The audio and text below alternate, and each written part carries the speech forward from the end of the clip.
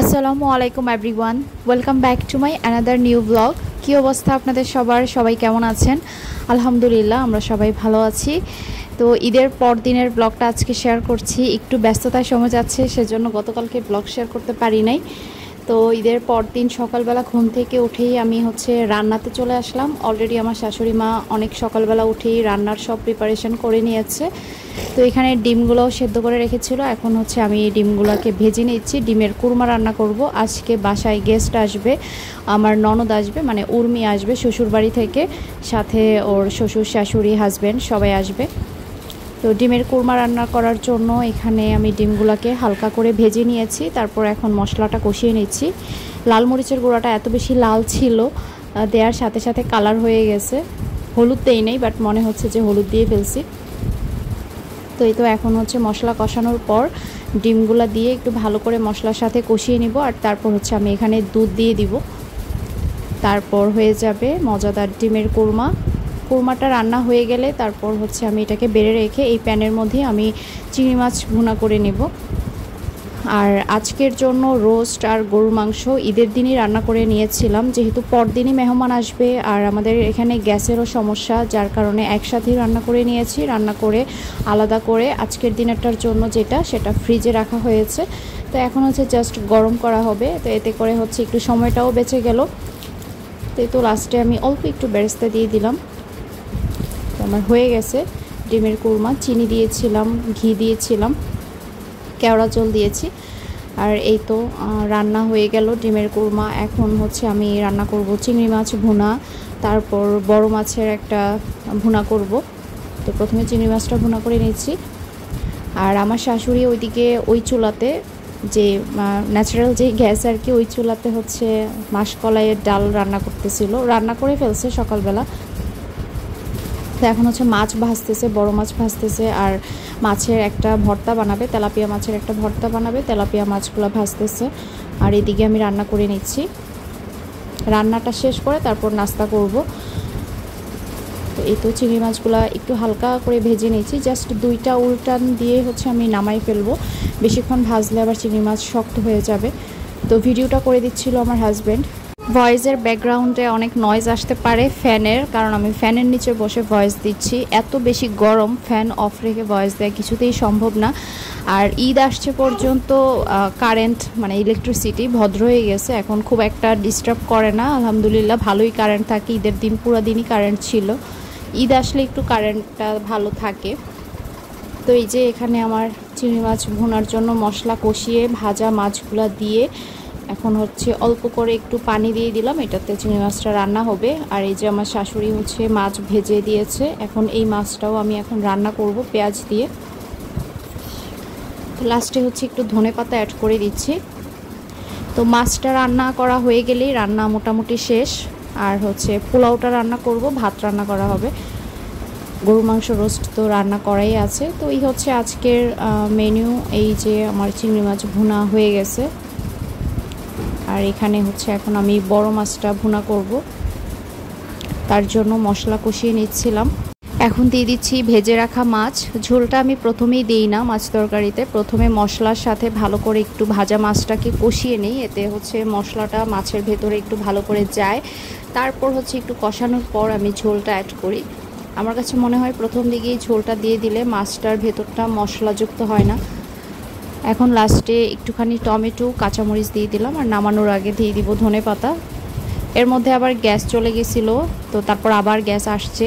তো এই তরকারিটা আমি রান্না স্টার্ট করছিলাম সিলিন্ডারের চুলাতে, আর শেষ করেছি ন্যাচারাল গ্যাসের চুলাতে। তো এখন ধনেপাতা দিয়ে দিলাম, তেলটা উপর ওঠা পর্যন্ত চুলাতে রেখে তারপর নামিয়ে নিব। আর এদিকে এই যে মাসকলাইয়ের ডালটা সকালে রান্না করে রেখেছে। আর এই মাছগুলা দিয়ে আমার শাশুড়ি বানাবে ভর্তা।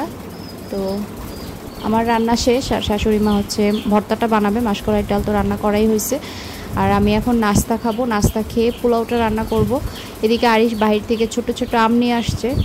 আমি নাস্তা খাওয়ার আগে পুরো রুমটা সুন্দর করে গুছাই নিলাম। তো বাড়িতে আসলে রুমের অবস্থা একদম লক্কর ছক্কর হয়ে যায় আর কি। কাপড় চোপড়, আরিশের খেলনা, এটা সেটা সারাক্ষণ গুছানোর উপরেই থাকতে হয়। বাচ্চা মানুষ, বাচ্চারা খেলনা দিয়ে খেললে দেখা যায় যে মুহূর্তের মধ্যে সব কিছু এলোমেলো হয়ে যায়। যদিও আমার আরিশ মাশাল্লাহ নিজে খেলে আবার নিজের খেলনা গুছায় রাখে। ও আমার আরেকটা রান্না কিন্তু বাকি আছে, একটা ডেজার্ট আইটেম করব। তো এই যে এই গুড়টা আমি নিয়ে আসছিলাম বাসা থেকে, আমার হাজব্যান্ড একদিন গুড় নিয়ে আসছিল বাজার থেকে, তো গুড়টা ভালোই ছিল, তো আমাদের আর খাওয়া হয় নাই, ভাবলাম বাড়িতে নিয়ে যাই, একটাই আনছিল। তো বাড়িতে নিয়ে গিয়ে হচ্ছে আমার শাশুড়িকে চুটকি সেমাই রান্না করে খাওয়াবো, তার জন্য নিয়ে আসলাম। সাথে করে আমি এই চুটকি সেমাইও নিয়ে আসছিলাম। তো আজকে যেহেতু গেস্ট আসবে তাই আমি হচ্ছে এখানে খাঁটি গরুর দুধ দিয়ে চুটকি সেমাইটা রান্না করতেছি। তো সেমাইটা আগে একটু টেলে নিয়েছিলাম, আর এই সেমাইয়ের রেসিপি তো বহুবার শেয়ার করা হয়েছে, বাসায় আমি প্রায় বানাই, তো আজকে আর প্রপার দেখাচ্ছি না। তো একটু খেজুরের গুড় দিয়ে দিচ্ছি, খেজুরের গুড় দিলে এটা অনেক বেশি মজা হয়। তো আজকের সেমাইটাতে হচ্ছে আমি দুধটা আর একটু পরিমাণে বেশি দেওয়ার দরকার ছিল, একটু কনসিস্টেন্সিটা ঠিক হয়ে গেছিলো। তো এখানে আমি কাঠবাদাম আর কাজু বাদাম কিশমিশ ঘি দিয়ে ভেজে রেখেছিলাম, এখন দিয়ে দিলাম। তো সেমাই রান্না করতেছিলাম মেহমানের জন্য। তো মেহমান সেমাই হচ্ছে আর খাওয়া হয় না, মানে আমার ননদের শ্বশুর শাশুড়ি ওনারা খাবার খেয়ে জাস্ট একটু রেস্ট নিয়েই চলে গেছে, বিকেল পর্যন্ত আর থাকে নাই। আমরা নাস্তার প্রিপারেশন করতে করতেই হচ্ছে ওনারা চলে গেছে, ওনাদের নাকি তাড়া ছিল। তো লাস্টে এই সেমাইটা পর্যন্ত ওনাদেরকে খাওয়াতে পারি নাই, ওনারা খুব তাড়াহুড়া করে চলে গেছে। মানে আমি সেমাই বাড়তেছিলাম, ওইদিকে ওনারা মানে আর বসেই নাই, চলেই যাবে, ওনাদের একটু তাড়া ছিল সেজন্য। তো আমার চুটকি সেমাই রান্না হয়ে গেছে। তারপর এখন আমি পোলাওটা রান্না করে নিচ্ছিলাম। ঈদের দিনের পোলাওটা থেকে আজকের পোলাওটা ভালো হয়েছে। ঈদের দিনের পোলাওয়ের চালটা নতুন চাল ছিল, যার কারণে পোলাওটা একটু কেমন যেন টাইপের হয়ে গেছে আর কি। পরিমাণ সব কিছুই ঠিক ছিল, নতুন চালের কারণে একটু ইয়ে হয়ে যায়, স্টিকি টাইপ হয়ে যায়। তো আজকেরটা স্টিকি হয় না, আজকেরটা খুবই সুন্দর ঝরঝরা হয়েছে। তো এই তো পোলাও রান্না হয়ে গেলেই আমার রান্না শেষ আজকের মতো। এই যে আমার ননদ চলে আসছে, সাথে শ্বশুর শাশুড়ি হাজব্যান্ড সবাই আসছে। আর এই তো মেহমানরা আসার পর সবাইকে শরবত দিলাম।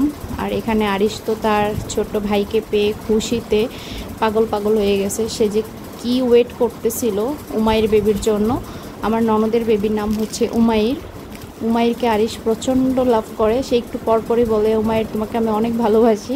ও বাচ্চা দেখলে খুবই মানে আদর করে, আর উমাইরকে তো আদরের শেষ নেই। তো এদিকে আমার শাশুড়ি মা ভর্তাটা বানাচ্ছিলেন। আর এই যে এখন ভাইয়া হচ্ছে আরিশকে চিপস চকলেট সাথে হচ্ছে ঈদের গিফট দিল। তো ঈদের গিফটটা দেখাবো। তো আমি হচ্ছে মেহমানদের জন্য খাবার বাড়ার আগে আমার ননদকে আগে খাবারটা দিয়ে দিয়েছি, ওকে বললাম তুমি আমার রুমে বসে খাবারটা খেয়ে ফেলো। ওর যেহেতু ছোট বেবি আছে, তো বেবিকেও খাওয়াবে, আগে ও খেয়ে ফেললে ভালো হবে, কারণ সব কিছু সার্ভ করে টেবিলে আনতে আনতে মেহমান সহ বসতে বসতে লেট হয়ে যাবে আর কি, সেজন্য ওকে আগেই খাবারটা দিয়ে দিলাম। তারপর এখানে আমি একে একে সব খাবারগুলো বেড়ে নিয়েছি, তারপর এখন টেবিলে সার্ভ করে দিচ্ছি। আর এই যে ভর্তাটাকে এরকম গোল্লা গোল্লা টাইপ বানিয়ে নিয়েছি, মাছের ভর্তাটাকে। এই তো সব খাবার দাবার গরম করে টেবিলে দেওয়া হয়েছে, এখন সবাই খেতে বসবে। তো সবাই খাওয়া হয়ে গেলে তারপর হচ্ছে লাস্টে আমি আর আমার শাশুড়ি মা একসাথে খাবো। প্রথমে আর বসি নাই, কারণ আমার গোসল হয় নাই, সকাল থেকে একটার পর একটা রান্না করতে করতে পরে হচ্ছে গেস্ট চলে আসছে, আমার আর গোসলের টাইম হয় নাই। তো সবাইকে খাবার দিয়ে এখানে একটু ছিলাম, সবাইকে একটু বেড়ে টেড়ে খাওয়ালাম, তারপর আমি হচ্ছে গোসলে গিয়েছি। আর তারপর এসে আমরা দুই বউ শাশুড়ি একসাথে খাবো। আর এটা হচ্ছে সন্ধ্যার নাস্তা ছিল, সন্ধ্যার নাস্তায় ভাইয়ার আসার সময় ফ্রুটস মিষ্টি রসমালাই এগুলো নিয়ে আসছিল। আর এই যে আমার চুটকি সেমাই। তো এই ছিল আজকে সন্ধ্যার নাস্তা। আর উর্মি আসছে, সেজন্য এখন অনেক ভালো লাগতেছে। প্রথম একদম খালি খালি ছিল আমার শ্বশুর বাড়িতে আসার পর। তো এটা ছিল রাতের ভিডিও, আরিশকে খাওয়াতে বসছি। তো আরিশের আঙ্কেল আরিশকে ঈদ সালামি দিল, সে হচ্ছে সালামি পেলে আমার মুখের দিকে তাকায় থাকে, নিবে কি নিবে না বুঝতে পারতেছে না। তো আমাকে দিল হাতে, বলতেছে নাও মা আমার সালামিটা তুমি রাখো। আর এদিকে উমাইর ওয়াকারে হাঁটতেছিল, উমাইরও অনেক খুশি নানুর বাড়ি এসে, আরিশ তো খুশির শেষ নেই। তো উমাইরকে কেন ভিডিওতে দেখাই না এটা নিয়ে সবাই প্রশ্ন করেন যে কেন আপনার ননদের বেবিকে দেখান না। আসলে ছোট মানুষ তো আসলে মানে নিজের বেবি হলে তো যেভাবে ইচ্ছে দেখানো যায়, তো ছোট মানুষ আর পারমিশন ছাড়া আসলে কারোর বেবিকে দেখানো ঠিক না। আর আমি চাইও না যে ভিডিওতে নিয়ে আসতে সরাসরি, ও আরেকটু বড় হোক, কারণ বাচ্চাদের খুব দ্রুত নজর লেগে যায়, সেজন্যই মূলত। আর এই যে আরিশের ঈদ গিফট, আরিশের ফুপ্পি আঙ্কেলের পক্ষ থেকে, সুন্দর হয়েছে ড্রেসটা, গেঞ্জি তারপর হচ্ছে প্যান্ট আর সাথে ছিল চকলেট। তো আজকে এ পর্যন্তই, আল্লাহ হাফেজ।